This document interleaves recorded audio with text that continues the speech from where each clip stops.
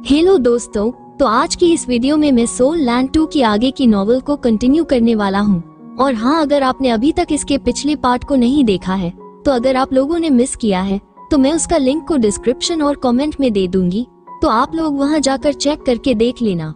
Episode की शुरुआत होते ही ये दोनों, लेकिन तभी झांग पंग भी काफी ज्यादा खतरनाक अटैक कर देता है युहाओ और वांग डोंग को मारने के लिए। और तभी हम देखते हैं कि युहाओ और वांग डोंग भी इसके अटैक की चपेट में आने ही वाले होते हैं, लेकिन लास्ट मोमेंट पे युहाओ अपनी एब्सोल्यूट आइज से अपने आप को और डोंगर को कवर कर लेता है, जिससे कि ये यंग फेंग इतने खतरनाक अटैक से बच सके। और इस चीज को देख के फैंग भी खुश होते हुए कहते हैं ये खत्म हुआ, लेकिन तभी इसके काफी तगड़े वाले होश उड़ जाते हैं जब ये युहाओ और वांग डोंग को अपने सामने देखता है और ये हैरान होते हुए मन में कहता है आखिर ऐसा कैसे हो सकता है, इन दोनों को तो मेरे अटैक से मर जाना चाहिए था। जिसके बाद ये डायरेक्ट युहाओ से पूछता है आखिर तुम अब भी जिंदा क्यों हो, जिस पर युहाओ कहता है हाँ तुम्हारी पावर काफी ज्यादा स्ट्रांग है। जिस पर यांग फैंग कहता है तुम्हारा क्या मतलब है। जिसके बाद ये दूसरी साइड देखता है तो इसे कुछ टुकड़े पड़े हुए देखते हैं और ये चौंक हुए कहता है क्या भी गैंग को मेरा ही अटैक लगा था, और इसे समझ में आता है कि इसने ही अटैक करके गैंग को मार दिया है, इसलिए काफी गुस्से में चीखने लगता है। और फिर यह हुआ युहाओ से कहते हैं लू गैंग मर गया है मेरी वजह से, लेकिन तुमने मेरी आंखों को झांसा कैसे दिया, और जबकि मैं इस फॉर्म के अंदर हूँ तो मेरी स्पिरिचुअल पावर तुमसे बिल्कुल भी नहीं हार सकती है, तो फिर कैसे तुम्हारा असर मुझ पे हुआ, जबकि तुम्हारा तो जो कल्टिवेशन लेवल है मुझसे कहीं ज्यादा बुरा है। जिस पर युहाओ कहता है क्या तुम्हें लगता है कि मैं ये तुम्हें बताऊंगा। जिस पर यांग फैंग चिल्लाते हुए कहता है अगर तुमने अब दोबारा से मेरे किसी साथी को मारा तो मैं पक्का तुम्हारी सोल को 9 दिनों तक प्यूरिफाई करूंगा, जिससे कि तुम सबसे ज्यादा पीड़ा और दुख को एक्सपीरियंस कर पाओगे। और तभी अचानक से युहाओ अपनी किसी तरीके की पावर को इस्तेमाल करने लगता है, जिसकी वजह से इस स्केलेटन ड्रैगन के ऊपर एक खोपड़ी सी अपीयर हो जाती है। और इसकी वजह से यंग फैंग भी हैरान होते हुए मन में कहता है आखिर यह किस तरीके की स्किल है, और जाहिर सी बात है कि इसका मुझ पर कोई भी असर नहीं हुआ है, लेकिन फिर भी क्यों मुझे इससे अनकंफर्टेबल लग रहा है। और तभी यूई और वांग डोंग अपनी स्प्रिट फ्यूजन को इस्तेमाल करने लगते हैं, और तभी हम गॉडेस ऑफ लाइट को ट्रांसफॉर्म होते हुए देखते हैं, जिसे देखकर फैंग भी काफी ज्यादा हैरान होता है। जिसके बाद हम देखते हैं कि ये 3 जनों का मार्शल सोल फ्यूजन होता है, जिनमें से 2 तो वांग डोंगर और युहाओ है, जबकि तीसरी वाकिया है, और ये तीनों ही मिलके मार्शल सोल फ्यूजन को परफॉर्म करते हैं, जिसकी वजह से एरिना के अंदर एक जॉइंट और काफी ज्यादा स्ट्रांग फिगर अपीयर होती है। और जैसे ही ये फिगर अपने विंग्स को फैलाता है तो इसके अंदर से काफी ज्यादा पावर रिलीज होने लगती है, और इस चीज को देख के पूरा स्टेडियम काफी ज्यादा हैरान होता है। और ये लोग इस नसरे को देखकर काफी हैरान होते हुए कहते हैं ये तो मार्शल सोल फ्यूजन स्किल है। जिस पर दूसरा कहता है नहीं, ये बिल्कुल भी किसी मार्शल सोल फ्यूजन की तरह नहीं लग रही है। जिसके बाद तीसरा कहता है ये कितनी ही ज्यादा खतरनाक और भयंकर मार्शल सोल फ्यूजन स्किल है। और इस नजारे को देख के ध्यान भी हैरान होते हुए कहता है ये पहले ही मेरी समझ से परे जा चुका का है, और आखिर ये एग्जैक्टली क्या चीज है। और इस फिगर को देख के फैंग भी हैरान होते हुए मन में कहते हैं क्या मैं हार गया हूँ। और तभी हम देखते हैं कि ये जो जॉइंट फिगर होती है ये स्केलेटन किंग के ऊपर अपनी पावर को इस्तेमाल करने लगती है, और इसकी बस जरा सी पावर से ही ये जो इतना ज्यादा पावरफुल स्केलेटन किंग होता है ये पूरी तरीके से डिसअपीयर्ड के साथ, मतलब कि युहाओ ने बस अपनी जरा सी पावर से ही इसे मार दिया होता है। जिसके बाद अनाउंस होता है कि ये जो स्केलेटन किंग है ये बैटल के अंदर मारा गया है, जबकि इस तरफ ये जो जंग फैंग होता है यह मन में कहता है मैं और ज्यादा लंबे समय तक नहीं टिक सकता हूँ, और इस बंदे के अटैक्स अब भी बढ़ते जा रहे हैं और मेरे पास भी ज्यादा समय नहीं रह गया है, और अगर अब मैं सफल नहीं हुआ तो फिर मेरा खेल खत्म। और ऐसा कहते हुए फैन काफी खतरनाक तरीके से अपनी पावर को रिलीज करने लगता है, और युहाओ भी अपनी पावर से इसे स्प्रे करने की कोशिश करता है। तो यंग फैंग भी अपनी किसी तरीके की पावर को इस्तेमाल करता है, जिसकी वजह से यहाँ से काफी ज्यादा एनर्जी रिलीज होती है। और इस नजारे को देखकर रेफरी भी काफी हैरान होते हुए कहता है क्या भी इनके पर हेवन एंड अर्थ के फिनोमेना का असर हुआ, और ये तो सिर्फ वही एबिलिटी है ना जिसे एक लिमिट दिलों ही इस्तेमाल कर सकता है।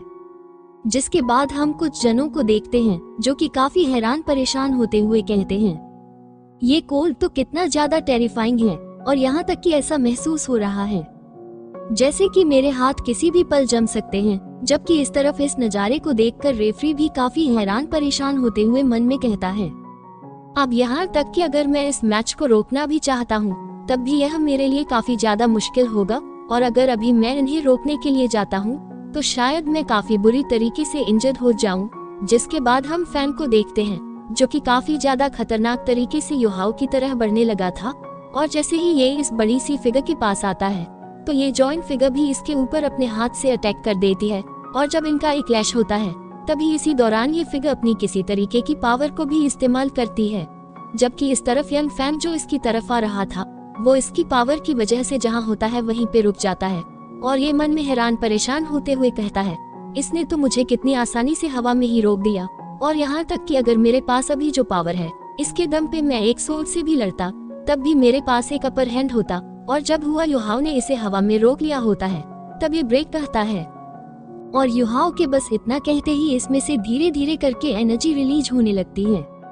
और इस चीज को देखकर रेफरी भी काफी हैरान होता है क्योंकि अब इन दोनों के बीच से काफी ज्यादा एनर्जी रिलीज हो रही होती है, और ये जो एनर्जी रिलीज हो रही थी ये विनाश का रूप ले लेती है, और यहाँ पे काफी तगड़ा ब्लास्ट होता है, और इस नज़ारे को देख के ऑडियंस भी काफी ज्यादा हैरान होती है।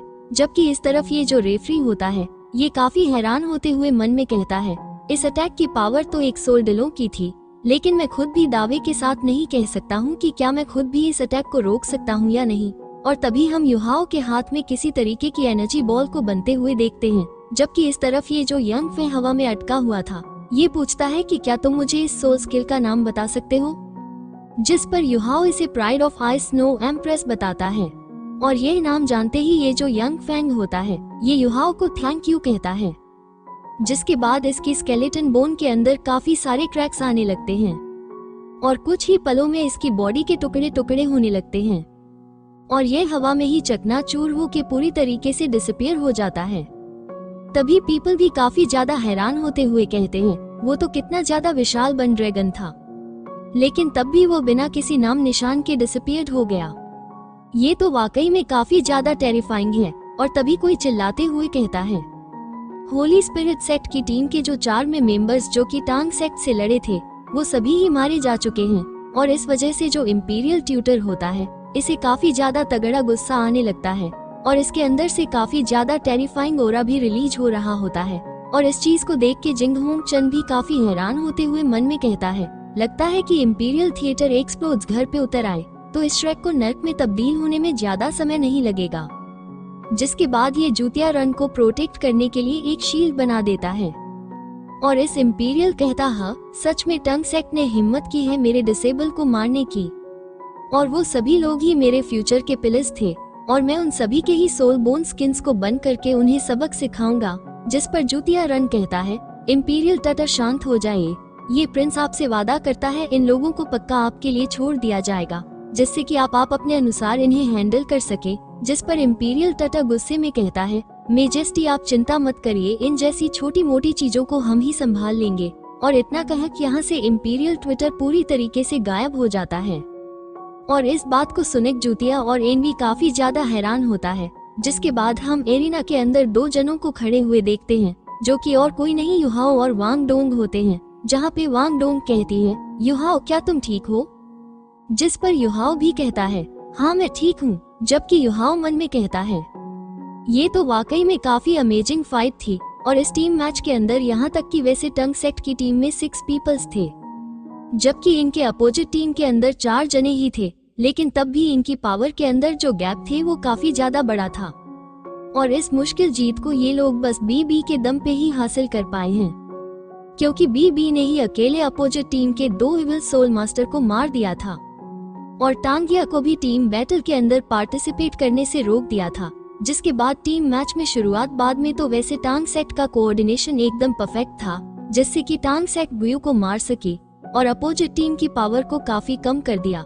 और इन सभी के बीच में जू सांसी का जो कंट्रीब्यूशन था वो सबसे ज्यादा इम्पोर्टेंट था। जिसके बाद जियाओ का जिसने स्केलेटन किंग को स्प्रे करके रोक के रखा, जो कि होली स्पिरिट सेक्ट की टीम का सेकंड सबसे स्ट्रॉन्गेस्ट पर्सन था, जिसकी वजह से अपोजिट टीम की जो 3 की पावर थी वो सिर्फ 2 की ही रह गई थी।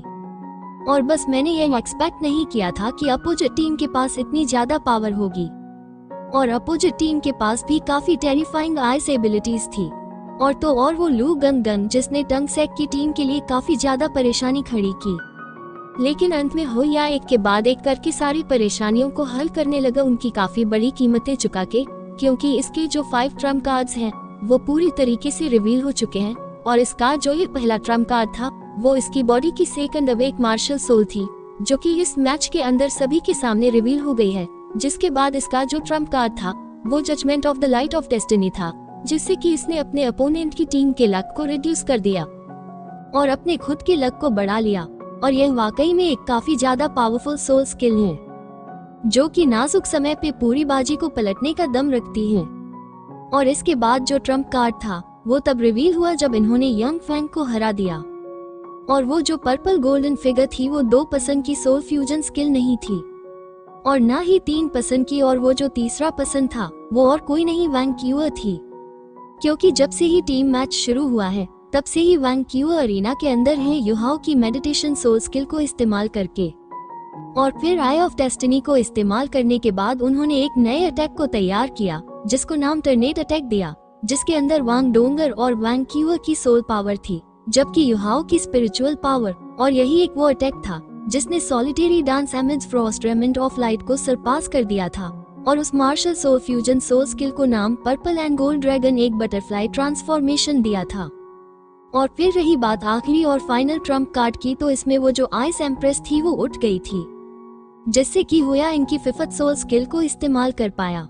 क्योंकि इनकी जो फिफ्थ सोल स्किल है उसे इस्तेमाल करने के लिए आइस और स्नो एम्प्रेस की जरूरत होती है और युहाओ अपनी कर्ट पावर के हिसाब से इसे इस्तेमाल नहीं कर सकता था, इसलिए ही सिर्फ इसे मार्शल सोल फ्यूजन के दौरान ही किया जा सकता था। और मार्शल सोल फ्यूजन के दौरान ही उन्होंने pride of ice and snow empress की पावर को इस्तेमाल किया था। और सिर्फ इस अटैक की पावर की वजह से ही ये बॉर्न ड्रैगन को पूरी तरीके से डिस्ट्रॉय कर सके। जिसके बाद युहाओ काफी ज्यादा खुश होते हुए कहता है, डोंगर हम जीत गए। जबकि इस तरफ टांग सेक्ट के जो बाकी के मेंबर्स थे वो भी काफी ज्यादा खुशी के मारे झूम रहे थे। जबकि इस तरफ डोंगर यूई को गले लगाते हुए कहती है, युहाओ तुम काफी ज्यादा स्ट्रांग हो गए हो और यह चीज तुम्हें खुद को अभी तक पता नहीं चली है। और यहाँ तक कि वैसे मेरा दिल अभी थोड़ा सा कॉम्प्लिकेटेड है, लेकिन फिर भी मुझे तुम पे अभी काफी ज्यादा गर्व है। और फिर डोंगर काफी प्यार से कहती है, ओ लिटिल युहाओ मैं तुम्हें हक करना चाहती हूँ। और इस चीज को सुन के ये सभी लोग ही इन पर हंसने लगते हैं और इनका मजाक उड़ाने लगते हैं। जिसके बाद ये सभी ही टांग सेक्ट की इस जीत को सेलिब्रेट करने लगते हैं और इस जीत के साथ ये सभी ही काफी ज्यादा खुश होते हैं। और तभी हम यहाँ पे किसी ओल्ड मैन को देखते हैं जो कहते हैं कि मास्टर आपकी सच में काफी दूरदृष्टि थी और आखिरकार ये लोग बड़े हो ही गए और आने वाले फ्यूचर में हमारे श्रेक के पास अपने खुद के अल्टीमेट सोल्जर्स होंगे। जबकि इस तरफ ये जो जूई चन होता है ये कहता है कि ये तो वाकई में काफी आउटस्टैंडिंग मैच था। तो जियन कहती है, चलो चल के वापस से आराम करते हैं। और तभी ये पिंकी डोंगर से काफी ज्यादा चिपक हुए कहती है, डोंगर तुम तो वाकई में काफी ज्यादा अमेजिंग हो और मैं हर दम तुम्हारी नंबर 1 फैन गर्ल रहूंगी। और तभी ये पिंकी डोंगर को किस करने लगती है तो डोंगर इसे दूर हटाने लगती है। और तभी जिजिन कहती है, इतना ज्यादा बढ़िया होता ना अगर मैं कुछ साल बाद से जन्म लेती, तो क्योंकि इस तरीके से मैं भी कम्पीट कर पाती। और तभी जू चन युहाओ के पास आते हुए कहता है, आखिर अभी वो तुम्हारी ट्रांसफॉर्मेशन स्टेट क्या थी, मैं भी उसे आजमाना चाहता हूँ। और तभी होली स्पिरिट सेक्ट के कुछ मेंबर्स इनके पास आते हुए कहते हैं, क्या तुम्हें काफी ज्यादा गर्व हो रहा है। और यह बात कहने वाला और कोई नहीं झांग पैंग होता है, जो कि काफी गुस्से में होता है। जिस पर पिंकी से मुंह तोड़ जवाब देते हुए कहती है, आखिर हम गर्व क्यों ना करें, क्या तुम लोगों को जलसी हो रही है। और अगर तुम्हें सच में जेलेसी ही हो रही है तो बस कह दो ना। जबकि सिर्फ ये जो जूई चैन होता है ये कहता है कि ये बिल्कुल नवजात बच्ची जैसी है जो कि शेर से भी नहीं डरती है। जबकि इस तरफ वैंग क्यूअर भी कहती है, मुझ पे जो तुम्हारा एहसान था मैं उसे चुका चुकी हूँ। और वैंग क्यूअर की इस बात को सुने युहाओ कहता है, वैंग क्यूअर थैंक यू। और यह बात युहाओ काफी खुशी के साथ कह रहा होता है तो वैंग क्यूअर भी इसे देखती ही रह जाती है। इसके बाद ये मुंह फेर के यहाँ से जाने लगती है। युहाओ पीछे से कहता है, प्लान को शुरू करने का समय आ गया है। जिस पर वैंग क्यूअर भी हाँ कर देती है और यह जो मैच का अंत था ये भी किसी और टूर्नामेंट की ओपनिंग थी और कठिनाइयों से भरी चीजें तो अभी आना बाकी है। और तभी डोंगर कहती है, युहाओ चलो चल के रिकवर करते हैं। जिसके बाद हमें मिंगू स्ट्रीट नाइट का सीन दिखाया जाता है, जहाँ पे कोई पसंद ड्रिंक करते हुए कहता है, मैंने सच में इस रिजल्ट को एक्सपेक्ट नहीं किया था। जिस पर सामने वाला कहता है, हाँ आखिर किसने ही सोचा था कि वो टांग सेक्ट ही होगी जो कि होली स्पिरिट सेक्ट को हराएगी।